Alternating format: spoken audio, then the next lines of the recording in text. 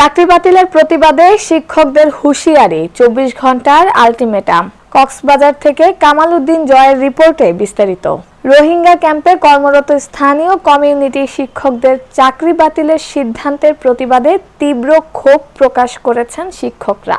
তাদের দাবি, দীর্ঘদিন অল্প বেতন ও সীমিত সুবিধায় কাজ করেও আজ অবিচারের শিকার হচ্ছেন তারা। শিক্ষকরা অভিযোগ করেন, মাঠ পর্যায়ের কর্মীদের বাদ দিয়ে উচ্চ পদস্থদের বহাল রাখা প্রতিশোধমূলক পদক্ষেপ। তারা 24 ঘন্টার মধ্যে চাকরি পুনর্বহালের দাবি জানিয়ে হুঁশিয়ারি দিয়েছেন। তা না হলে উখিয়া টেকনাফে এনজিও আইএনজিওর যান চলাচল বন্ধ করে দেওয়া হবে। উখিয়া উপজেলা ছাত্র দলের আহ্বায়ক কমিটির সদস্য আতাউল ইসলাম বাবুল বলেন, কমিউনিটির শিক্ষকদের প্রতি এই অন্যায় কোনোভাবে মেনে নেওয়া যায় না। দাবি আদায় না হলে কঠোর কর্মসূচি ঘোষণা করা হবে। আগামীকালকে যদি আমরা কোনো নিউজ না পাই, এখানে যারা প্রশাসনিকভাবে এনএসআই ডিজিএফআই যারা আছেন আপনারা জানিয়ে দেন। বিভিন্ন গোয়েন্দা সংস্থার লোকেরা আছেন। আগামী 24 ঘন্টার মধ্যে যদি আমাদের 1200 টিচারকে যদি পুনর্বহাল না করা হয়, আমরা সজাগতা করব ইন্টারন্যাশনাল এনজিও এবং ন্যাশনাল এনজিওর গাড়ি এখানে ঢুকতে দেবো না।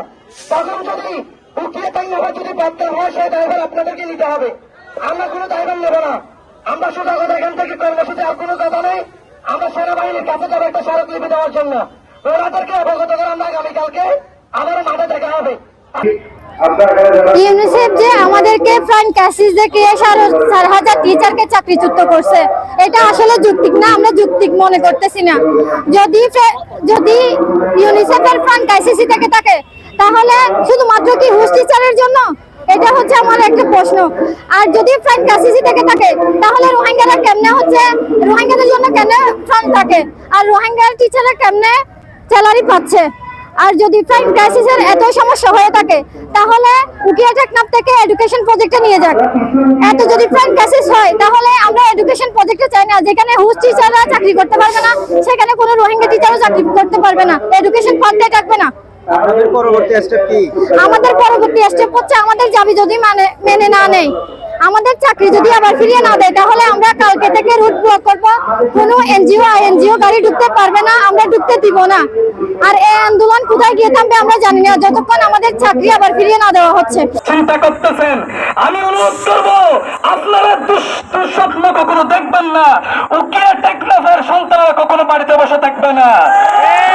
টেকনাফের সন্তান নয়, উকিয়া টেকনাফের জনসাধারণ থেকে শুরু করে 4,000 ফ্যামিলি যদি এখানে উকিয়া টেকনাফের মধ্যে যদি নামে, যাবেন কোথায় আপনারা?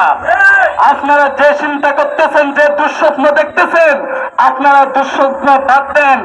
আমরা সবাই আসুন, আমরা রোহিঙ্গা ক্যাম্প কন্টেস্টে যারা কাজ করি, আমরা সবাই মিলেমিশে সবাই কি করে কাজ করি। আমাদের নিয়ে যারা দুঃস্বপ্ন দেখেন, আল্লাহর হস্তে হোস্ট ছাড়া দুঃস্বপ্ন দেখেন, এটা বাদ দেন। আপনাদের কখনো সফল বয়ে আনবে না। এবার আমার বক্তব্য শেষ করলাম। আসসালামু আলাইকুম ওয়া রাহমাতুল্লাহ।